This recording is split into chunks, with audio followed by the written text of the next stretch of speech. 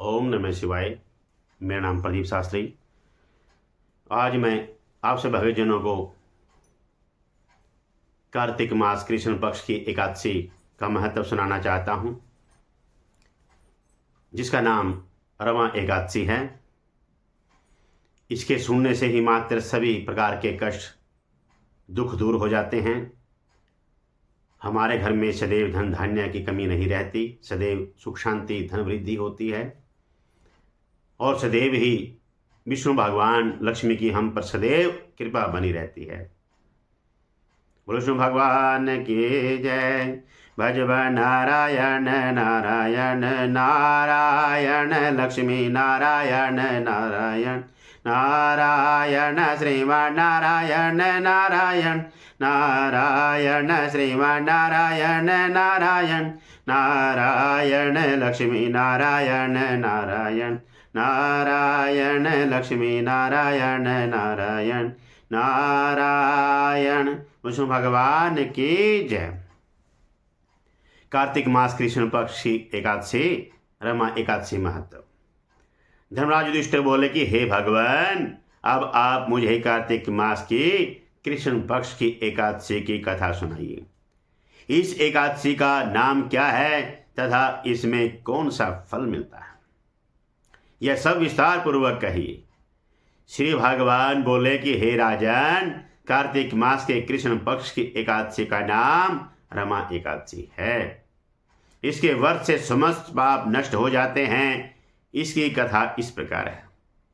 प्राचीन काल में मुचकुंद नाम का एक राजा राज्य करता था। उसके इंद्र वरुण कुबेर विभीषण आदि मित्र थे। वह सत्यवादी तथा विष्णु भगत था।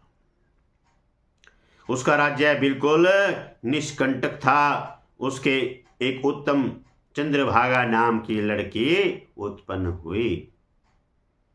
उसने उस लड़की का विवाह राजा चंद्रसेन के पुत्र सावन के साथ किया। एक समय जबकि वह अपनी ससुराल में थी, एक एकादशी पड़ी। चंद्रभागा सोचने लगी कि अब एकादशी समीप आ गई है, परंतु मेरा पति अत्यंत कमजोर है, इसलिए यह व्रत नहीं कर सकता, परंतु मेरे पिता की कठिन आज्ञा है।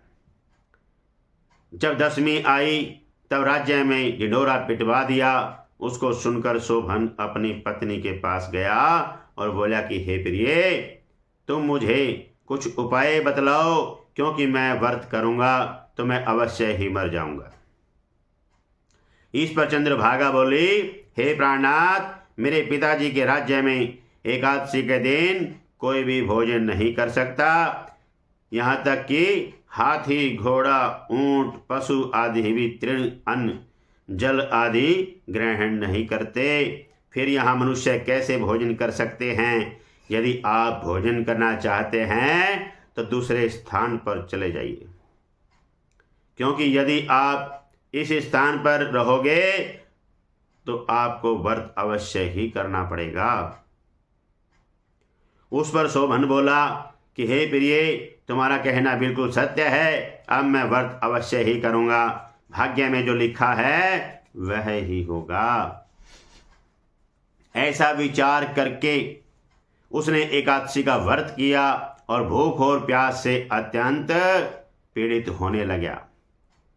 सूर्य भगवान भी अस्त हो गए और जागरण के लिए रात्रि हुई। वह रात्रि शोभन को दुख देने वाली थी। दूसरे दिन प्रातः से ही पूर्व ही शोभन इस संसार से चल बसा।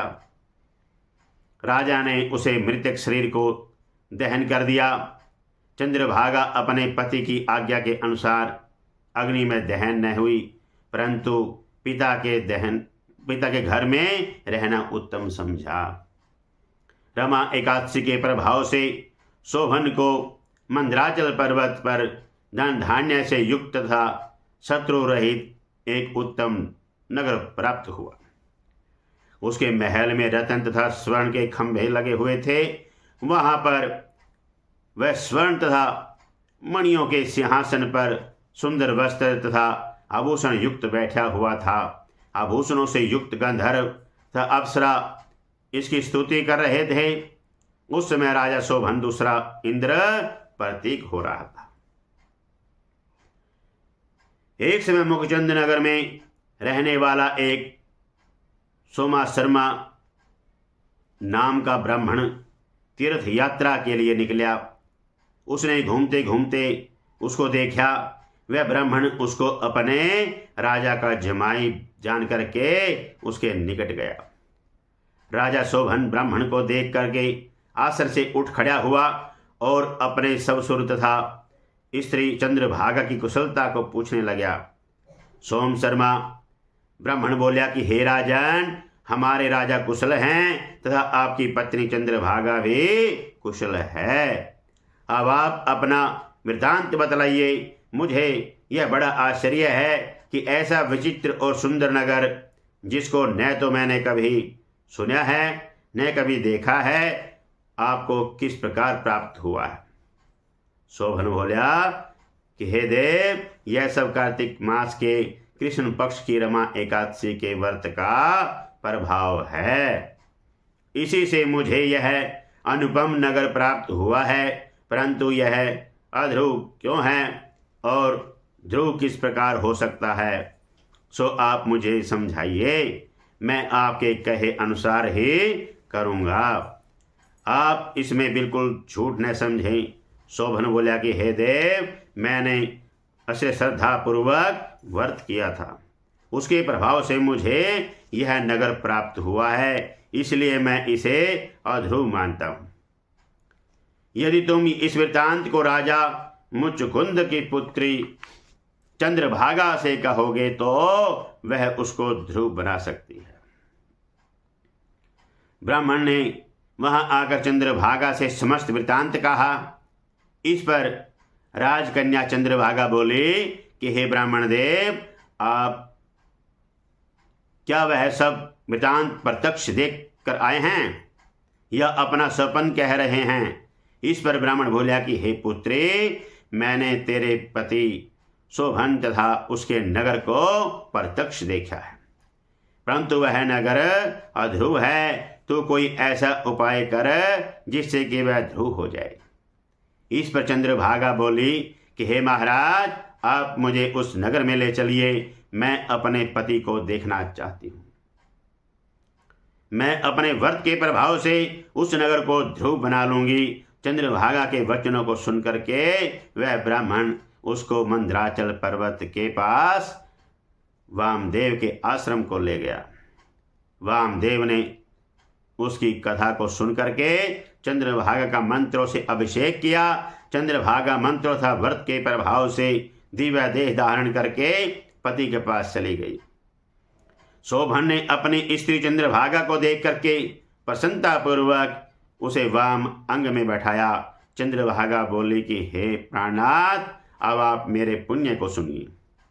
जब मैं अपने पिता के गृह में 8 वर्ष की थी, तब ही से मैं शिवधि एकादशी का व्रत करने लगी हूँ।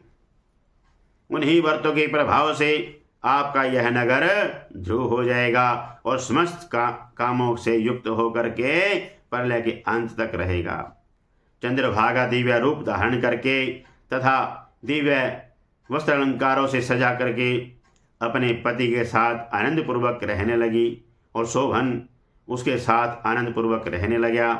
हे राजन, यह मैंने रमा एकादशी का महत्व कहा है। जो मनुष्य रमा एकादशी के व्रत को करते हैं, उनके समस्त ब्रह्म हत्या आदि के पाप नष्ट हो जाते हैं। जो मनुष्य रमा एकादशी का महत्व सुनते हैं, वह अंत समय में विष्णु लोक को जाते हैं। विष्णु भगवान के जय। भजवन नारायण नारायण नारायण, लक्ष्मी नारायण नारायण नारायण, श्रीमन नारायण नारायण नारायण, श्रीमन नारायण नारायण नारायण, लक्ष्मी नारायण नारायण नारायण, लक्ष्मी नारायण नारायण नारायण। विष्णु भगवान की जय।